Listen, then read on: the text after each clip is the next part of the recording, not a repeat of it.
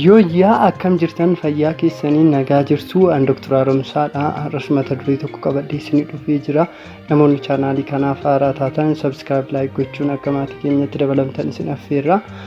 Mata dureen keenya har'aa saboota yookiin wantoota 10 kalee keenya hojiin ala taasisan jedha yookiin miidhaa geessisan jedha. Egaa yeroo ammaatti akkuma argaa jirtan rakkoon fayyaa kalee wajjin wal qabate biyya keenyattis ta'ee akka guutuu addunyaatti beekamaa dhibee dhufeedha. Egaa namoonni marsaalee hawaasummaa akkasumas miidiyaalee garaagaraa fayyadamuudhaan jiru gargaarsa gaafatan sababa kaleen isaanii hojii dhaabuurraa kan ka'e. Kunis maalidha? Kaleen isaanii hojii dhaabuurraa sababa ka'eef maashinii daayalisii jedhamuun akka dhiigni qaama isaanii akka qulqulleeffamu akkasumas immoo kaleen isaanii akka isaaniif jijjiiramu yeroo gargaarsa gara marsaalee hawaasummaa akkasumas immoo miidiyaalee garaagaraatti yeroo gaafataman yeroo gargaarsa kana gaafatan ni argamu jechuudha. Egaa kanarratti wanti hubachuu dandeessan kaleen qaama keenyaaf fayyaan qaama keenyaa akka eegamuuf dalagaa hedduu qaama keenyaaf qabdi. Isaan keessaa xuraawaan qaama keenya keessa jiran bifa fincaaniitiin dhibbiibdee bifa fincaaniitiin akka gara alaatti ba'u kan gargaartudha. Inni biraa inni qaama keenyatti akka oomishamu gochuu keessattis gahee guddaa qabdi. Kunis hormoonii eritiroopoyetiin jedhu maddisiisuudha. Inni dhuka lafee keessatti akka oomishamu gochuu keessatti gahee guddaa qabdi. Kanaan alattis egaa kaleen keenya dalagaa guddaa qabdi jechuudha.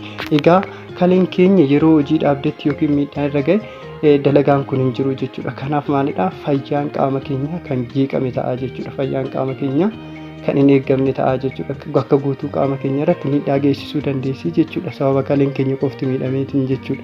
Kanaaf fayyaa kalee keenyaa dursinee eeggachuun saboota kalee wajjin miidhaa kalee irra ga'een yookiin dhibee kalee wajjin wal qabatee miidhaan irra ga'u miidhaa hawaasummaa ta'uu danda'a, miidhaa dinagdee ta'uu danda'a akkasumas immoo gara rakkoo xiinsammuu irraa nurra ga'u irraa of eeguun ni danda'ama jechuudha.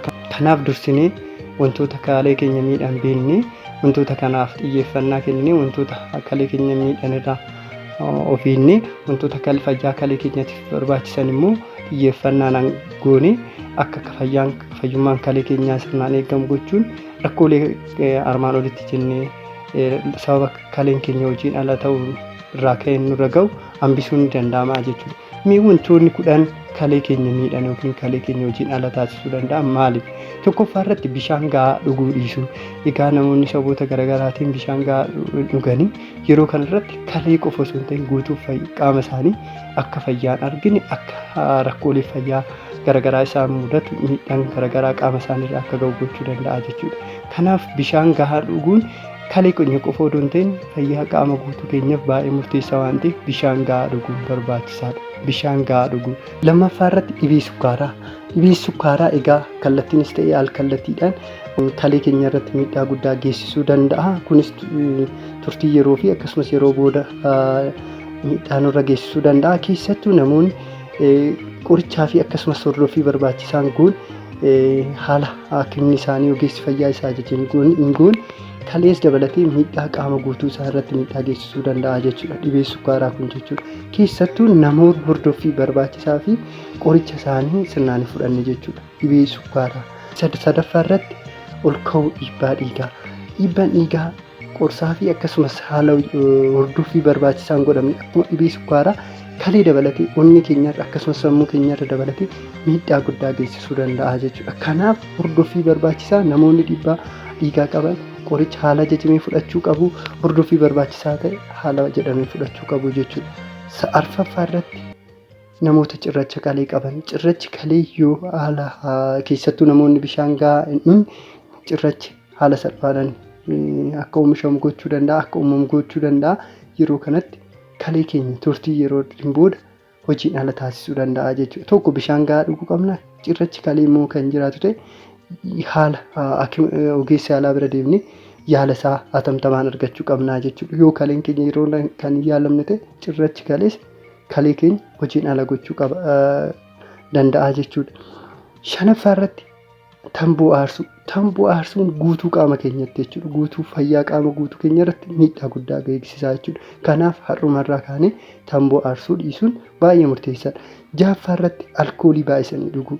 Namoonni alkoolii dhugan guutuu fayyaa isaanii irratti akkuma tamboo aarsuu guutuun fayyaa qaama isaanii miidhamuu danda'a.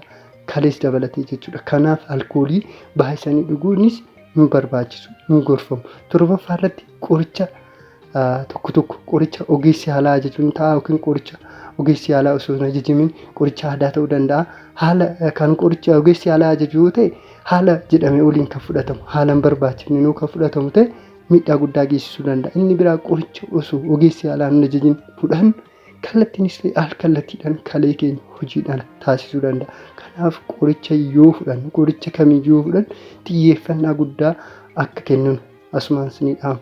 8ffaa irratti akkisiisuu, lama deebisisuu fi akkasumas immoo sababa balaa garaagaraatiin dhiigni qaama keessaa nama dhiiguu danda'a. Yeroo kanattis dhangala'aan qaama keenyaa sun yoo bakka hin buune dhangala'aan gara haqqeetiin, gara baasatiin, gara nurraa ba'e sun yoo dafee bakka hin buune kalee keenyarra hojiin ala taasisuu danda'a. Inni biraa dhiiga qaama keenya keessaa dhiige sun yoo dafee mana yaalaa deemnee dafnee hin yaallamne ta'e kunis turtii booda akkasumas yeroo sanatti dhiibbaa guddaa geessisuudhaan kalee qaama keenya irraa miidhaa geessisuu danda'a jechuudha. Haqqee gar malee akkasumas baasan gar malee jechuudha. Kanaaf yeroo baasnaan akkasumas yeroo haqqee qabne ORS yookiin dhangala'aa barbaachisaa dafnee wanna san bakka buusuu qabnaa jechuudha. Dhangala'aa qaama keenyaa baay'isan jechuudha.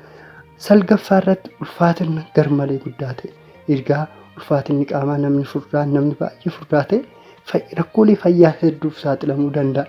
Kana wajjin wal qabatee rakkoon kalee isa tokko jechuudha. Rakkoo kaleetiin namoonni baay'ee furdaa ta'an keessattuu rakkoolee ujummoolee dhiigaa wajjin wal qabatee dhufuu irraa kan ka'e kaleerra miidhaa geessisuu danda'a jechuudha ulfaatinni isaanii guddaa ta'uun. Kanaaf ulfaatina qaamaa madaalaa ta'e qabaachuun baay'ee murteessaadha. 9ffaa irratti dhibeewwan biroo kallattii fi kallattiidhaanis kalee keenya irratti miidhaa geessisuu danda'u. Dhibeeleen garaagaraa kallattiinis ta'e al-kallattiidhaan jechuudha. Fakkeenyaaf yoo fudhanne dhibeen tiruu, dhibeen onnee, dhibeen busaa, dhibeen HIV akkasumas dhibooleen birootis jechuudha. Dhibeeleen birootis yoo hordoffii fi haala barbaachisaadhaan qoricha isaaniif kenname sana yoo yeroodhaan yaalamuu hin dandeenye ta'e dhibeen kamiyyuu jechuudha qaama keenya irra jiru kallattiinis ta'e al-kallattiidhaan kalee keenya irratti miidhaa geessisuu danda'a. Kanaaf haala danda'ameen jechuudha. Hordoffii dhibee birootiifis nu godhamu haala ogeessi yaalaa nu ajajeen haala jedhamne qoricha barbaachisaa ta'e fudhachuu qabna. Kanarraaf isin qabadhee kanumaa guddaa galatoomaa.